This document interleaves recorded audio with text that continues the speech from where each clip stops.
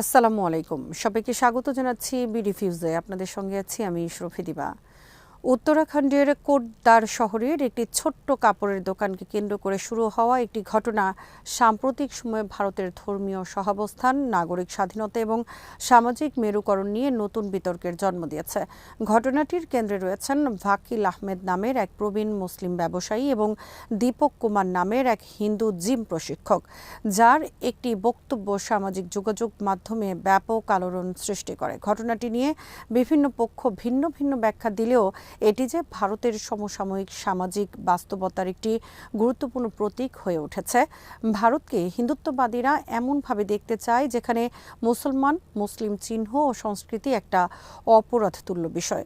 ভারতকে ঘৃণা চর্চার উর্বর ভূমিতে পরিণত করেছে ক্ষমতাসীন বিজেপির সরকার।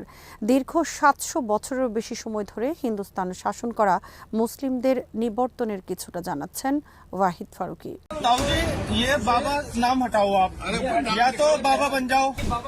স্থানীয় সূত্র এবং গণমাধ্যমে প্রকাশিত তথ্য অনুযায়ী ভাকিল আহমেদ দীর্ঘ প্রায় ৩ দশক ধরে কোটদ্বার এলাকায় কাপড়ের ব্যবসা করে আসছেন। তার দোকানের নাম ছিল বাবা school dress and matching centre. অভিযোগ রয়েছে কয়েকজন হিন্দুত্ববাদী কর্মী তার দোকানে এসে নাম পরিবর্তনের দাবি জানান। তাদের আপত্তি ছিল দোকানের নামের মধ্যে থাকা বাবা শব্দটি নিয়ে। তারা দাবি করেন স্থানীয়ভাবে সিদ্ধবলি বাবা মন্দিরের সঙ্গে বাবা শব্দটির একটি ধর্মীয় ও সাংস্কৃতিক সম্পর্ক রয়েছে এবং একজন মুসলিম ব্যবসায়ীর এই শব্দ ব্যবহার করা উচিত নয়।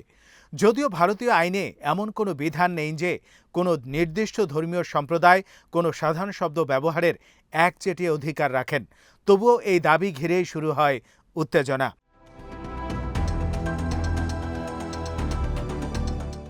প্রত্যক্ষদর্শীদের ভাষ্য অনুযায়ী তর্ক বিতর্ক চলাকালে ঘটনাস্থলের কাছেই অবস্থান করছিলেন স্থানীয় জিম মালিক ও ফিটনেস প্রশিক্ষক দীপক কুমার।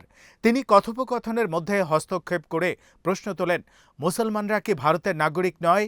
এই প্রশ্নের জবাবে উপস্থিত ব্যক্তিরা তার পরিচয় জানতে চাইলে তিনি বলেন, মেরা নাম মোহাম্মদ দীপক। মুহূর্তের মধ্যেই এই সংলাপ সামাজিক যোগাযোগ মাধ্যমে ছড়িয়ে পড়ে এবং ব্যাপক প্রতিক্রিয়ার জন্ম দেয়।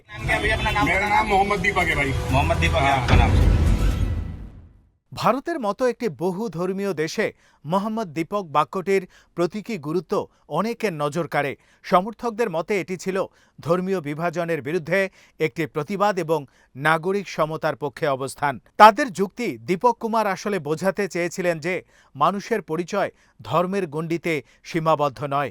একজন ভারতীয় নাগরিক হিসাবে মুসলমান, হিন্দু, শিখ, খ্রিস্টান কিংবা অন্য যে কোনো ধর্মাবলম্বী সমান মর্যাদার অধিকারী। ফলে কোনো নাগরিককে ধর্মীয় পরিচয়ের কারণে হেয় করা বা তার ব্যবসা পরিচালনার অধিকারে হস্তক্ষেপ করা সংবিধানের চেতনার সঙ্গে সাংঘর্ষিক।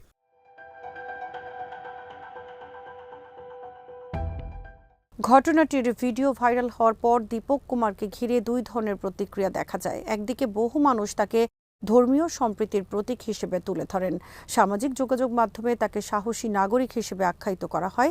বিভিন্ন রাজনৈতিক ও সামাজিক মহল থেকেও তার প্রতি সমর্থন জানানো হয়।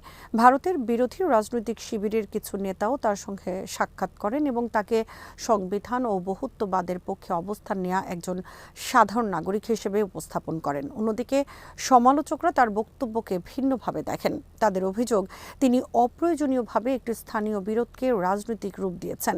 সামাজিক যোগাযোগ মাধ্যমে তাকে লক্ষ্য করে সমালোচনা, কটূক্তি এবং ব্যক্তিগত আক্রমণের অভিযোগ উঠে আসে। গণমাধ্যমের কিছু প্রতিবেদনে উল্লেখ করা হয় যে তিনি বিভিন্ন ধরনের হুমকির মুখোমুখি হয়েছেন। যদিও এসব অভিযোগের সবকিছু স্বাধীনভাবে যাচাই করা সম্ভব হয়নি, তবুও বিষয়টি জনপরিসরে ব্যাপক আলোচনা সৃষ্টি করেছে।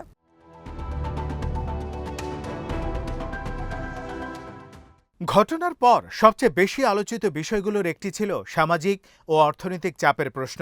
বিভিন্ন প্রতিবেদনে দাবি করা হয় দীপক কুমারের জিম ব্যবসা ক্ষতির মুখে পড়ে। অভিযোগ ওঠে তার ব্যবসা বয়কটের আহ্বান জানানো হয়েছে এবং কিছু গ্রাহক সদস্যপদ বাতিল করেছেন। সমর্থকদের মতে এটি মত প্রকাশের স্বাধীনতার উপর পরোক্ষ চাপ সৃষ্টির একটি উদাহরণ। তারা বলেন, যদি কোনো ব্যক্তি কেবল নিজের মতামত প্রকাশ করার কারণে পেশাগত ক্ষতির মুখে পড়েন, তবে সেটি একটি গণতান্ত্রিক সমাজের জন্য উদ্বেগজনক বিষয়।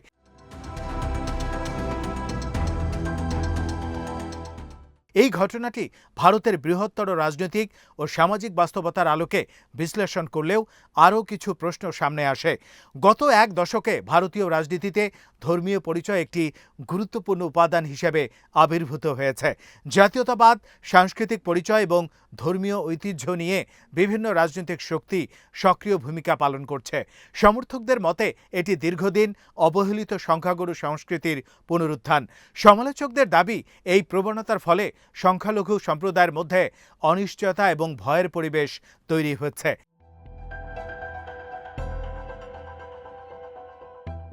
বিশেষজ্ঞরা মনে করেন, ধর্মীয় পরিচয় ভিত্তিক রাজনীতির একটি বড় প্রভাব হল সামাজিক মেরুকরণ বৃদ্ধি পাওয়া।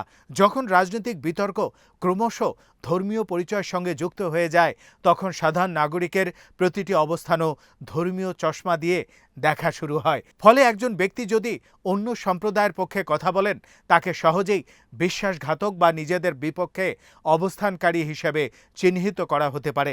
দীপক কুমারকে ঘিরে তৈরি হওয়া বিতর্ককে অনেকেই এই বৃহত্তর প্রবণতার অংশ হিসেবে দেখছেন।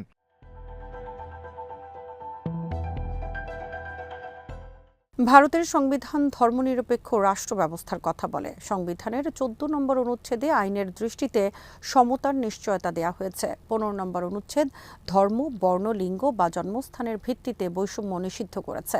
একই সঙ্গে মত প্রকাশের স্বাধীনতাও মৌলিক অধিকারের অংশ। সেই দৃষ্টিকোণ থেকে অনেক আইনবিদ মনে করেন, কোনো ব্যক্তির ধর্মীয় পরিচয়কে কেন্দ্র করে তার ব্যবসা পরিচালনার অধিকার বা সামাজিক অবস্থান প্রশ্নবিদ্ধ করা সাংবিধানিক মূল্যবোধের সঙ্গে সামঞ্জস্যপূর্ণ নয়। তবে ভারতের বাস্তবতা সবসময় সংবিধানের আদর্শের সঙ্গে পুরোপুরি মিল খায় না। বিভিন্ন সময়ে ধর্মীয় উত্তেজনা, সাম্প্রদায়িক সংঘর্ষ এবং বৈষম্যের অভিযোগ সামনে এসেছে। আন্তর্জাতিক মানবাধিকার সংস্থা, গবেষণা প্রতিষ্ঠান এবং সংবাদ মাধ্যমগুলো এসব বিষয় নিয়ে প্রতিবেদন প্রকাশ করেছে। অন্যদিকে ভারত সরকার এবং তাদের সমর্থকরা প্রায় দাবি করেন, ভারতের গণতান্ত্রিক প্রতিষ্ঠানগুলো শক্তিশালী এবং বিচ্ছিন্ন কিছু ঘটনাকে পুরো দেশের বাস্তবতা হিসেবে উপস্থাপন করা ঠিক নয়।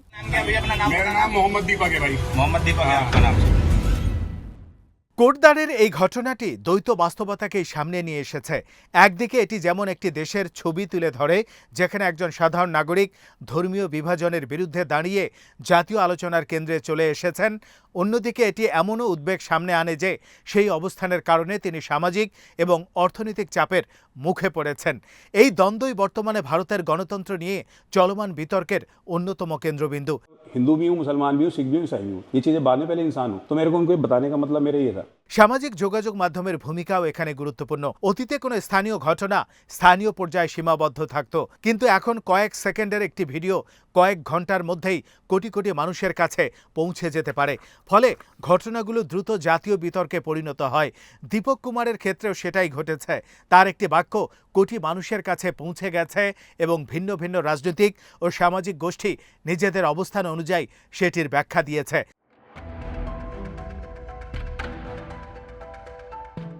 অনেক সমাজবিজ্ঞানীর মতে আজকের ভারতের সবচেয়ে বড় চ্যালেঞ্জগুলোর একটি হলো নাগরিক পরিচয় এবং ধর্মীয় পরিচয়ের মধ্যে ভারসাম্য বজায় রাখা।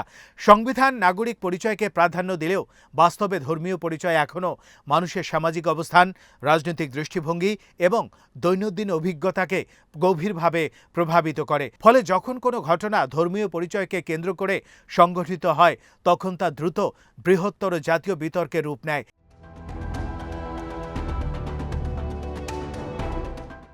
দীপক কুমারের ঘটনাকে ঘিরে সমর্থকরা যে প্রশ্নটি সবচেয়ে বেশি তুলেছেন তা হলো, একজন হিন্দু নাগরিক কি একজন মুসলিম নাগরিকের অধিকারের পক্ষে দাঁড়াতে পারবেন না? তাদের মতে গণতান্ত্রিক সমাজে এই প্রশ্নের উত্তর হওয়া উচিত ছিল নিঃশর্তভাবে হ্যাঁ, কারণ নাগরিক অধিকারের ধারণা ধর্মীয় আনুগত্যের উপর নয়, বরং সমান মর্যাদা ও আইনি সুরক্ষার উপর ভিত্তি করে গড়ে উঠেছে। অন্যায়ের শিকার হওয়া ব্যক্তি যে ধর্মেরই হোক না কেন, তার পক্ষে কথা বলা একটি গণতান্ত্রিক দায়িত্ব হিসেবেই বিবেচিত হওয়া উচিত। नहीं, साझा कोई बात नहीं करना चाहता, कोई ऐसी बात नहीं है सर। এই ঘটনাটি শেষ পর্যন্ত শুধু একজন জিম মালিক বা একজন কাপড় ব্যবসায়ীর গল্প নয়। এটি এমন একটি সমাজের প্রতিচ্ছবি যেখানে ধর্ম, রাজনীতি, পরিচয় এবং নাগরিক অধিকারের প্রশ্ন ক্রমাগত একে অপরের সঙ্গে জড়িয়ে যাচ্ছে। ভারতের ভবিষ্যৎ কোন পথে যাবে সেই প্রশ্নেরও একটি ক্ষুদ্র প্রতিফলন দেখা যায় এই ঘটনায়। দেশটি কি তার বহুত্ববাদী ও ধর্মনিরপেক্ষ আদর্শকে আরও শক্তিশালী করবে, নাকি ধর্মীয় মেরুকরণ আরও গভীর হবে? সেই বিতর্কেরই অংশ হয়ে উঠেছেন দীপক কুমার এবং ভাকিল আহমেদ। ফলে কোটদ্বারের এই ঘটনা একটি স্থানীয় বিরোধের সীমানা অতিক্রম করে বৃহত্তর সামাজিক প্রতীকে পরিণত হয়েছে। আজ এখানেই শেষ করছি। সবাই ভালো থাকুন, সুস্থ থাকুন আর দেখতে থাকুন বিডি ভিউজ। চ্যানেলটি ভালো লাগলে সাবস্ক্রাইব করুন, সংযুক্ত থাকুন আমাদের ফেসবুক পেজে। আল্লাহ হাফেজ।